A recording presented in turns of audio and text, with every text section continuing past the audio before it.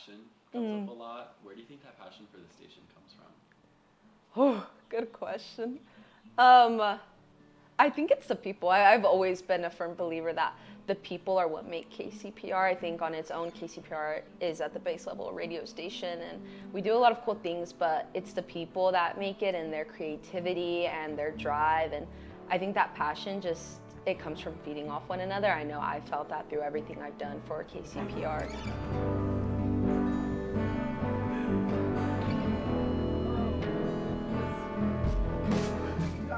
Well, when I realized I couldn't be a pro athlete, I figured the next best way to meet girls was to be in music. So I got into music. When we got to Slow at Cal Poly, I think it was like open house or something. And I remember they were doing tours and the radio station was there. And they let you go in and sit and do DJs. And it just so happened that the girl that was on the air, her name's Beverly Gagliano. She ended up being a news reporter at a local radio station here in LA. She was on the air and she was a friend of my sister's. And she's like, "Aren't you Bruce Flower?" And I'm like, "Yeah." So instead of the rest of the tour, like, you go to the other buildings and all that stuff, I just stayed in KCPR the entire time. And then I knew I was fit. I was just bitten. I was just telling somebody a funny story. I think it's funny.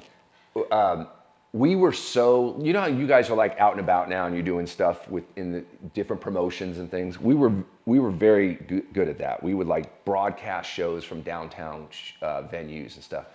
And one time the Talking Heads came out with a big record. It was the one with This Must Be the Place on it. I forget the name of the album. You should fact check that. But we came up with the concept of we're gonna go down to Avila Beach, and we talked the record company into giving us prizes, and we took 91 doll heads, took them off the bodies, and we buried them in the sand at Avila on a grid. We mapped it out, and then we did this promotion where you come down, you dig up looking for doll heads, and then each one was numbered, and then it correlated with a big prize. But it was like, where else could you do something like that? And I know you guys probably get sick of hearing the learn by doing motto, because I did. But it does kind of work. I was fortunate enough to manage Miley for a few years when she was just finishing Hannah Montana and making the Bangers record. And one of the things that we did together that I was very proud of is when I started working with her, I realized that nobody was giving her credit for what a good singer she was. So we came up with the idea of going into her backyard and just filming her singing live. And it turned into the Backyard Sessions, where she did cover songs in her backyard, and it blew up. But it literally, well, I know it changed perception of people going, wow, I had no idea she could sing. And that allowed me to get Pharrell to come on board and start working with her. I'm very fortunate to have been working with the Dave Matthews Band from day one. So, you start working with a band who's playing in a club in Charlottesville, Virginia to 400 college students, and then they sell out 3 nights at Giant Stadium, a decade later. That's pretty badass and pretty fun to witness. One of the bands that I signed was popular then, but is actually cooler now than it was. It's this rock band called Hum. And they've become like this influential band to the new shoegaze artists that are happening now. So that's always been a proud moment. I always feel like that band was ahead of its time. And then the other thing is just working with artists. I had an artist last night, one of the lead singers of one of our artists played Carnegie Hall with Itzhak Perlman in a tribute to Billy Joel. And everything he's done, Grammys and sold out shows and travel around the world. Last night was a career-defining moment for him, and we helped make that happen. People get married to your band songs, name kids after them, meet at shows and end up doing relationships, not hurt themselves because of the music, right? When people are in dark places and they take your band's music and get out of the funk, I've read letters, I've seen it where it's life-changing, and it sounds very verbose, but it's true. I literally have seen people go, without this music, I'm a different person. That's just an honor. I mean, there's a lot of people that took those skill sets and applied it to whatever career they have now, or even the friendships, right? Just the fact that you guys are all hopefully going to stay connected to each other because you worked at KCPR. I mean, I really wish we just had a KCPR alumni directory, because I would love to go back and see some of the people that I worked with. I can name their names, but I don't know where they are. But, you know. Do you want to name a few? Well, like people like John Thawley, Scott Larson, my good buddy Rob Campanella, who was in Brian Jonestown's Massacre for a while, Don Ringgold, I say Don, Frank Warren. Radio was a huge thing for me as a kid growing up. And then I moved here to San Luis Obispo. My dad took a job at the campus running the bookstore. And he introduced me to the radio station. He said, you know, they have a radio station on campus. And so I was in 6th grade, started listening. Weird Al was a student at that time, and I was just totally drawn by student radio. Like this, how much fun could this be? Because I love radio. And so I just had this kind of one idea that I was going to go into radio and records and music. And so why not go, you know, to Cal Poly? We knew when we were here, because the way we talk to each other now, I know people find fraternities, and, you know, we used to call this Kappa Chi Pi Rho, right? Like we had our own fraternity here. But it really was a family. You really grew to know people. You would sit on this couch for hours because you weren't going to class. Sometimes you were going to class. But you would sit on this couch for hours, and you'd change your worldview. You'd meet people you may want to date. You'd meet people who would invite you to a show or to a lecture that you wouldn't have gone maybe otherwise if you didn't have the trust of the couch, right? So we built this thing with each other, this trust. There was obviously conflict and competition and things like that, for sure. There was a change in music attitudes, right? The snootiness of different attitudes comes in. We probably had it for the group that left before us. The group that came after us had it for us too. You know, we weren't as cool, right? So I think that was natural, but I never doubted from day one that the people that I was hanging out with were going to be around forever in one way or another. Now, thank goodness for social media, you know, years later, that made it a lot easier. But I'm going in 2 weeks to a big barbecue that a bunch of KCPR people have been putting together for years, and you just go because it's 1985. Yeah, so I keep a whole bunch of things around that, you know, they've moved from one cabinet to another. This one I'll leave here. This is something I think came from the era before ours that was on a wall, and it was about to get thrown away, and I was like, oh, I don't think anything should get thrown away. I have the rare collection of shirts. So this is the very rare black.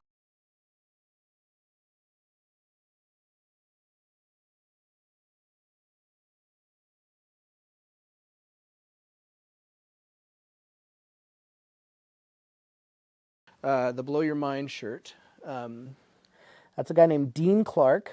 Dean is still here in SLO. I think he still works at Home Depot. Dean was awesome. Dean was a DJ.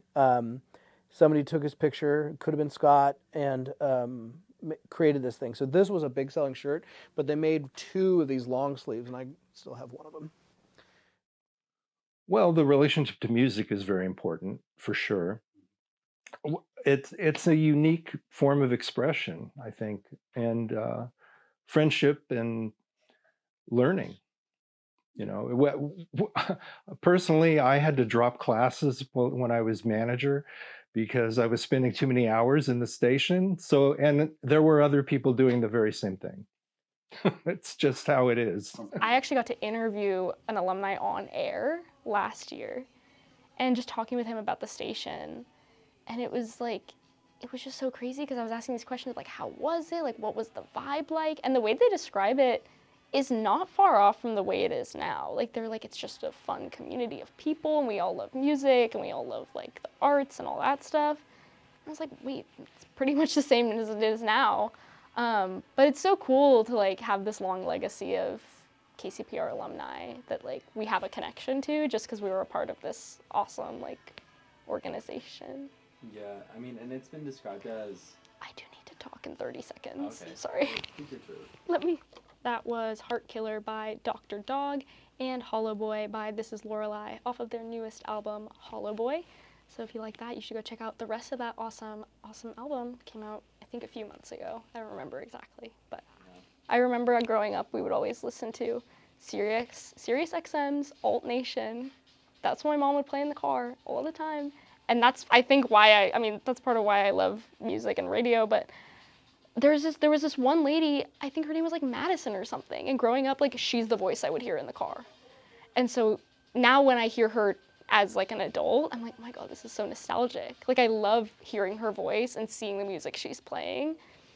So there is something very magical about it. And like, you really, like, if you listen to radio, like, it really does, it becomes a big part of your life. I'm like really into Depeche Mode. They're probably my #1 artist all the time. And that's from my parents, like, because I grew up listening to Depeche Mode. Both my parents love them so much. I actually got to go see them in concert, like, freshman year of college, and I cried. Should I take them off? Do you mind? Yeah, I just wouldn't be able to see, but like, it's fine. Yeah. I don't need to see anything. My parents aren't really into music at all, and I didn't really grow up in that musical world that like a lot of other people did, but just like from different things, I just picked up music. So like, I loved Rock Band, the video game, when I was super little, and that's kind of what taught me how to play drums. I learned how to play drums like on the little drum pad that came with the game, and then I learned Guitar Hero, and then that made me want to play guitar. And then my 3rd grade teacher actually put me onto a lot of music that kind of led to me being a part of like this whole musical journey, because he put me onto Metallica and Nirvana and like all of these bands I'd never heard of before. And like, when I listened to them, it was like my brain had like never like experienced anything like that before. And it was just like, I knew from that moment, I was like, this is cool, and like, I just want to like do this as much as I can. So everyone kind of became the way they are because of their parents, but I didn't really have kind of that benefit, I feel like. Not in a sense that like I didn't gain a lot of stuff from my parents. Obviously they taught me a lot, you know, about my culture and about, you know, family, and like, we have a lot of stuff that we bond over, but music was just never really one of those things. And especially looking back now, I found it kind of comfortable to like be in that musical world, because especially coming from like a 1st-generation family, my parents didn't really focus much on like entertainment, if that makes sense. Like, there was always just like kind of like we just had to survive, basically. I didn't really have like a super fortunate childhood, and like now I feel more comfortable with like being myself, and that like I was able to like kind of find my own path. And I feel like that's a great thing that radio does, just having that local hub for like local artists and local music beyond just the radio itself, you know, hosting events and like creating more unity within the community through music. I feel like that's really what radio is all about. I grew up in a low-key extremely religious household, so all we did was listen to the Christian radio station. And so the first songs I ever learned were like God names, like Jesus, take the wheel. Like, I don't know, like, it was all like God related and just like religion, and that's like all I knew from music. And like, maybe if my brother drove, like, we would listen to a different station. And so that was like my taste into the outside world and like what other music existed, and it was just beautiful. I don't know, I think music plays a big role, radio plays a big role in building community, because I actually need to think on why it does, but I think it's just that human creation aspect. I mean, there's a lot that AI can do, like, logistically, I guess, you know, like, maybe they think you'd like this more, but I don't know, there's something about the human touch that I think is really powerful. And when you can say, like, hey, from the audience that I've interacted with, like, I think they would really like this song, and it's not because of an algorithm, or it's just because of that feeling, that gut feeling. That's something that AI can't replicate. I mean, if you're a radio station that like really cares, then like you're not using AI. And like, I think that for pretty much every streaming service, like, that is something that you just cannot guarantee. And also, like, I mean, I've listened to like so many people's shows, and like, they care about what you're listening to. You know, they want to deliver something to you that is going to sound good, maybe a little something that you've never heard of before. It's like, I would choose listening to KCPR over my Spotify mixes every single day. And I think that people should care about, you know, live radio, because it's a way of human expression in the silliest way to put it, I guess. And Spotify and streaming services will forever be a robot. I just realized that like a lot of the time the radio station is the one like that's spearheading a lot of these music communities, and I just kind of realized that like that is somewhere that I want to be, that like even if I can't create music, I can play music and I can connect with other people that are interested in music. Hashtag KCPR. No, I've met some of my best friends through KCPR. I've discovered a lot of my passion through KCPR, and I hope that it continues to be an organization that does that for other people. I kind of realized my passion. I started a band when I was 14 or 15. It was an all-girl band, and I met a lot of my best friends through it. I learned that I love playing music, and it was a great experience. I did that all throughout high school, and then it was called Mouth Guard. And then coming into college, I realized that playing in bands is so fun, but I don't want to be a musician, if that makes sense. We were also going to ask, do you mind playing a little bit of guitar? Yeah, I fucking mind. I don't want to.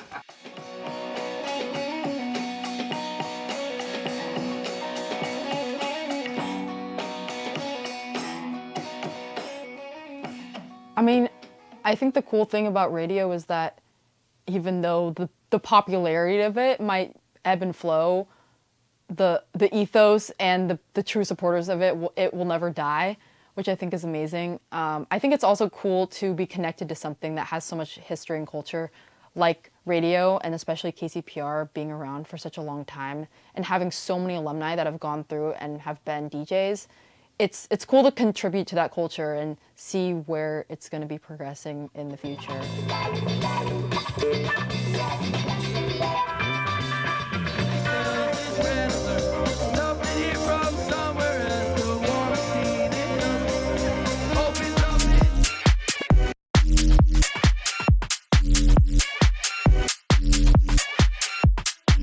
I didn't even know about Club 91 until last year.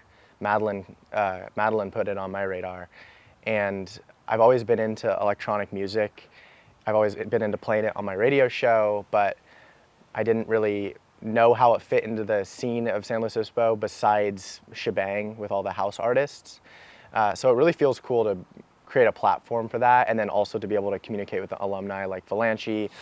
It's cool to see the evolution of it, because there was just the two of us that started in 2004, and then one of us had left, and then I had like a couple of other people who have been my second person, my co-host, and then there were times when where I ended up doing the show on my own, and it's like late Saturday night, Sunday morning. Just hearing from their experience how they were on the early side of that EDM scene and being able to bring that back when the scene's really flourishing means a lot. It's really cool. And now I heard last year from some folks that they've been working on bringing it back, and now it's back, I heard. And yeah, it's really cool that, club music is still around. People still enjoy club music. It's still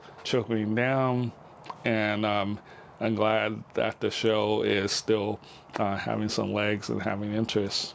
It is just like a testament to the influence that music has and that KCPR has within SLO. I think after COVID, it seems like KCPR kind of died off a little bit, or at least just had to rediscover what its role and position in the scene. So I think that, knowing what has happened in the past and learning about that as KCPR, because when I started in 2022, it was kind of felt like it was rebuilding after COVID. And then learning about all of those cool events that we did in the past, having DJs at Slow Brew, having, TV Girl come through, it's pretty inspiring to think that, we can have that influence, we can interact with these larger acts and bring them to students and be the primary, music organization in SLO and on campus. We had TV, we threw like 3 TV Girl shows, and now TV Girl is like literally so massive, So I think there were just really cool KCPR Presents moments with that with artists that would become really, really big. Because I think it's one thing to play an artist early and be like, yo, I knew about this. It's a whole other thing to get that artist to your college town in SLO and sell out a show for 200 people, and then that artist, 2 years later sell out a 10,000 ticket room, so. I started posting TikToks in 2020. So I think like my first couple were like just general trend focused things. And then I was like, that were like still about music, but they weren't like, check out this artist. And once I did that first series, like I was like, this feels like what I should be doing. And so then I like locked in more on like, talking about, I called it like my emerging artist series. And I actually had people on Instagram DM me that had seen my video, and like friends that I knew, and they were like, yo, I actually checked out that artist and they were really good. Like, you should keep making these. And I was like, oh, sick. Like it honestly encouraged me a lot at a time when a lot of people, I think, thought that TikTok, generally speaking, was cringe. So that was really great to see. And then I just kind of doubled down on that and kept posting in that light of, these are artists you should check out, or these are some interesting facts that you might not know about artists that you already love, or, anything that I felt like could provide either entertainment or value to the people that were kind of coming back to my page. When I came in, it was like, damn, we do have like a bunch of like white indie bands, and I'm like, I want to change that. I usually played a lounge. I like playing R&B. Like, I feel like KCPR lacked that when I came in. It's like R&B was tough. Like, where is Sade? Like, where's Minnie Riperton? Where it's like Barbara Mason? Like, because I feel like in LA, because I'm from LA, there's a lot of just like listening sessions, like vinyl spinning, Sade. We're gonna be vinyl spinning some Jay Dilla, like donut session. And like a bunch of people show up for that. Like, it's just, we really like that chill vibe, or like the oldies classic, like lowrider music. Because of like all these new DJs coming in, like KCPR is gonna become more culturally inclusive with the community and SLO. And I feel like KCPR is, we don't realize it, but we're such like we could play a huge part in changing the whole, I guess, experience for people of color and people who come from like really big cultural cities. Like, we can be that change. I'm Lucky Rabbit, this is KCPR, here is What's Right. Like, where different matters, what it means. Oh, I love where different matters. Where underrepresented stories matter. Like, I just felt like nobody could relate to my experiences, like, and so it just didn't really feel genuine, like, where different matters. But as I've become a part of the station, I know I was so wrong. It's one thing to be different just because you want to stick your nose, you want to stick your tongue out at people, right? It's another thing to be different because you're offering an alternative. A diversity of skill sets, a diversity of music tastes, interests, kinds of people, and I think KCPR provides a good place for students who are all different to, bond over similar things like music. Just seeing that phrase at first when I was introduced to the station kind of gave me a good general idea of what the station stood for, and I really liked that tagline just because I don't really like saying this out loud, but like I kind of always have felt different than other people. And I think like just intentionally going into my show and thinking about, okay, where can I find these little bits of female inspiration and female empowerment, or like queer and non-binary empowerment, to like bring them to my show and expose them to the world.